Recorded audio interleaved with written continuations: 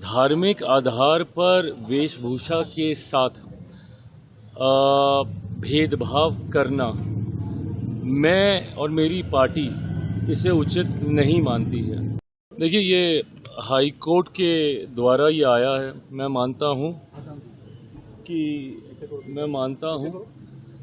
कि अभी यकीनन इस पे रिव्यू की संभावनाएं बाकी हैं। धार्मिक आधार पर वेशभूषा के साथ भेदभाव करना मैं और मेरी पार्टी इसे उचित नहीं मानती है। हर धर्म की अपनी परंपराएं हैं, हर धर्म से जुड़े हुए वेशभूषाएं हैं, आचरण हैं। ऐसे में इन व्यक्तिगत विषयों के ऊपर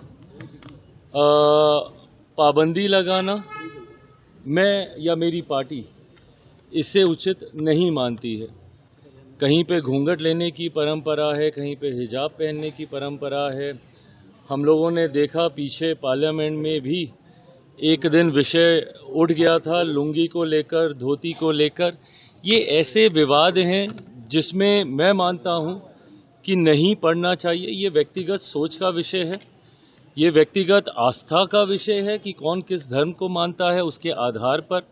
अब हम लोग मंदिर जाते हैं, धोती कुर्ता हम लोग पहन के जाते हैं, गमछा हम लोग रखते हैं, तो ऐसे में कहीं पे घूंघट की परंपराएं हैं। तो ऐसे में जाति आधारित जनगणना का फैसला सर्वसहमति से, सभी दलों की सहमति से लिया गया फैसला है।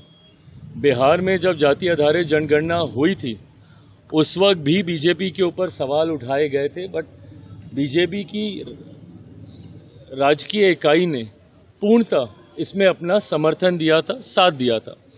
प्रधानमंत्री जी की सोच जाति आधारित जनगणना को लेकर रही है।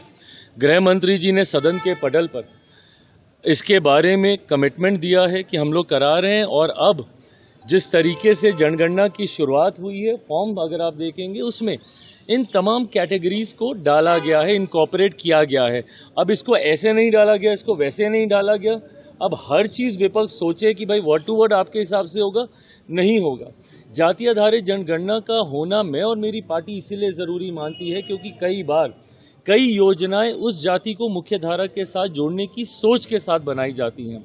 ऐसे में सरकारों के पास जातियों के सही आंकड़े होना ज़रूरी है ताकि राशि का आवंटन उस आधार पर किया जा सके, नीतियों का निर्माण उस आधार पर किया जा सके। कई बार माननीय न्यायालय के द्वारा भी आंकड़े सरकार से मांगे जाते हैं जो कि लंबे समय से अधिकृत आंकड़े भारत सरकार के पास नहीं है।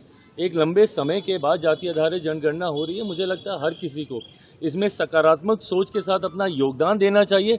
हर चीज़ में कमी ढूंढना विपक्ष का यही एकमात्र काम रह गया, तो ये स्वस्थ लोकतंत्र की परंपरा नहीं है। प्याज का दाम अचानक बढ़ा है, सर कैसे देखते हैं?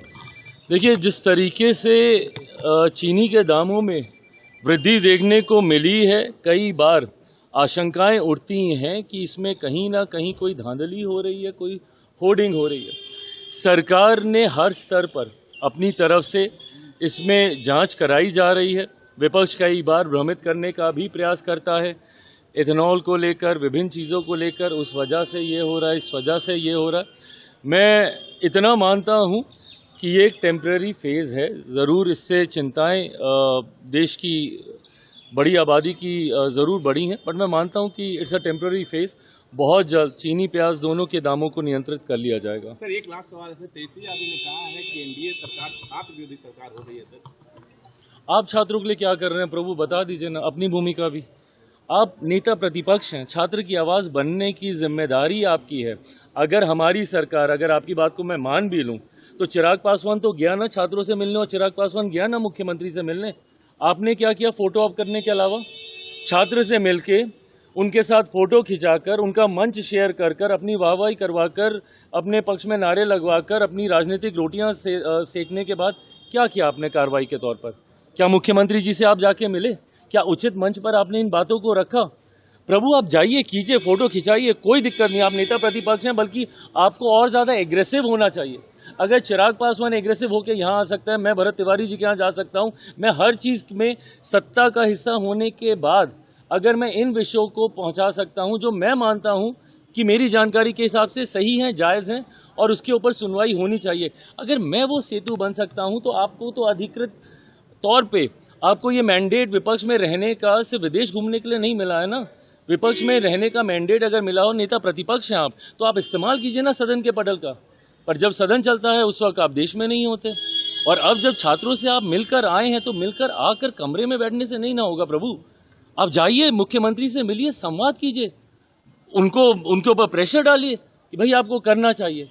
अगर ये सारे काम मैं कर सकता हूँ, कल मैं गया छात्रों से मिला, मुख्यमंत्री जी से मैं मिला और मुख्यमंत्री जी ने, मुझे इस बात का संतोष है कि उन्होंने पूरे विषय को पूरी गंभीरता से, ओपन माइंड के साथ उन्होंने सुना और वो संभव जो चीज़ें उनकी हम लोग स्वीकार कर सकते हैं उस पर बहुत गंभीरता से काम चल रहा है। कल भी संभवतः देर रात तक मुख्यमंत्री जी के यहाँ बैठक चली है, आज भी, और मैं मानता हूँ कि 1-2 दिन में ही जल्द ही इस पर पॉजिटिव सोल्यूशन हम लोग निकालना हम लोग शुरू करेंगे और पॉजिटिव दिशा में ये चर्चा जाएगी ही जाएगी।